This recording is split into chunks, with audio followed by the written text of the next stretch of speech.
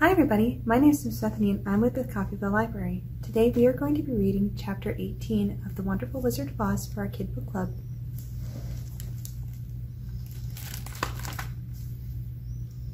Chapter 18, Away to the South.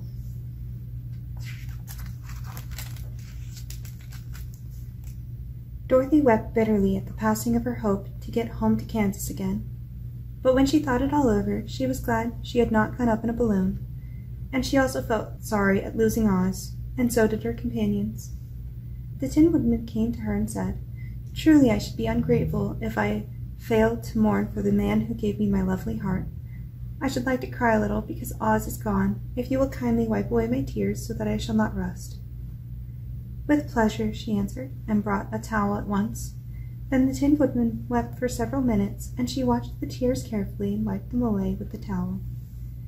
When he had finished, he thanked her kindly and oiled himself thoroughly with his jeweled oil can to guard against mishap. The Scarecrow was now the ruler of the Emerald City, and although he was not a wizard, the people were proud of him. For, they said, there is not another city in all the world that is ruled by a stuffed man, and so far as they knew, they were quite right.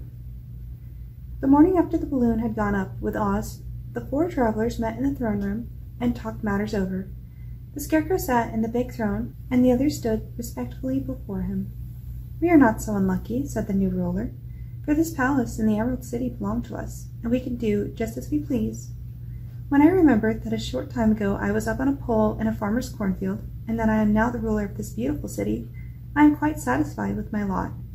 "I also," said the Tin Woodman, "am well pleased with my new heart, and really that was the one thing I wished in all the world."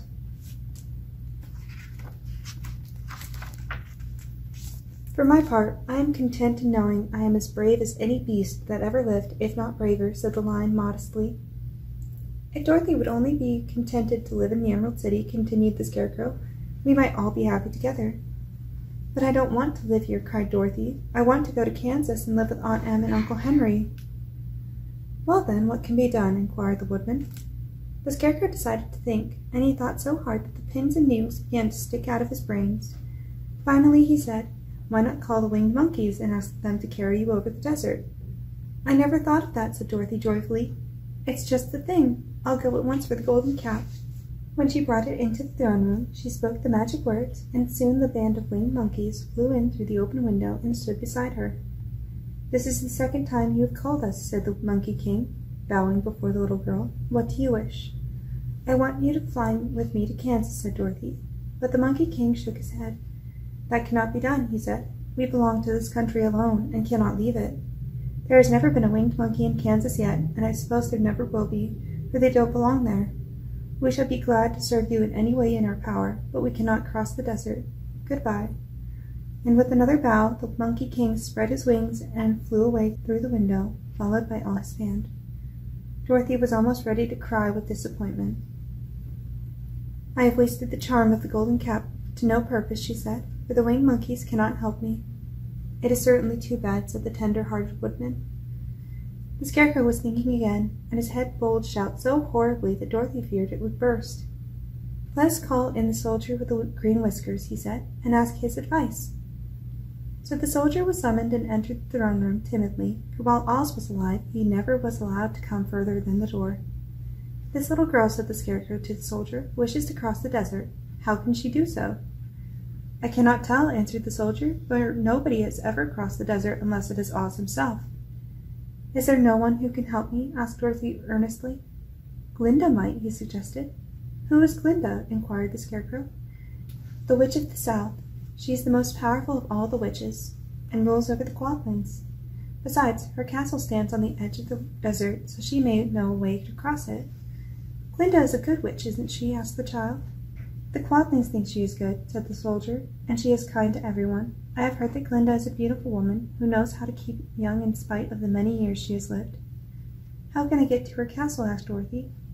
"The road is straight to the south," he answered, "but it is said to be full of dangers to travelers. There are wild beasts in the woods, and a race of queer men who do not like strangers to cross their country. For this reason, none of the Quadlings ever come to the Emerald City." The soldier then left, and the Scarecrow said, It seems, in spite of dangers, that the best thing Dorothy can do is travel to the land of the South and ask Glinda to help her. For of course, if Dorothy stays here, she will never get back to Kansas. You must have been thinking again, remarked the Tin Woodman. I have, said the Scarecrow. I shall go with Dorothy, declared the Lion, for I am tired of your city and long for the woods and the country again. I am really a wild beast, you know. Besides, Dorothy will need someone to protect her. That is true, agreed the Woodman. My axe may be of service to her, so I also will go with her to the land of the South. When shall we start? Asked the Scarecrow.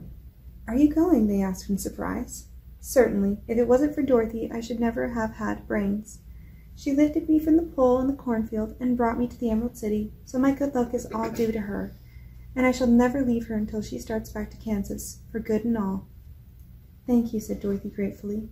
You are all very kind to me, but I should like to start as soon as possible. We shall go tomorrow morning, returned the Scarecrow, so now let us all get ready, for it will be a long journey. Alrighty, that is the end of Chapter 18. Thank you so much for watching and have a great day. Bye.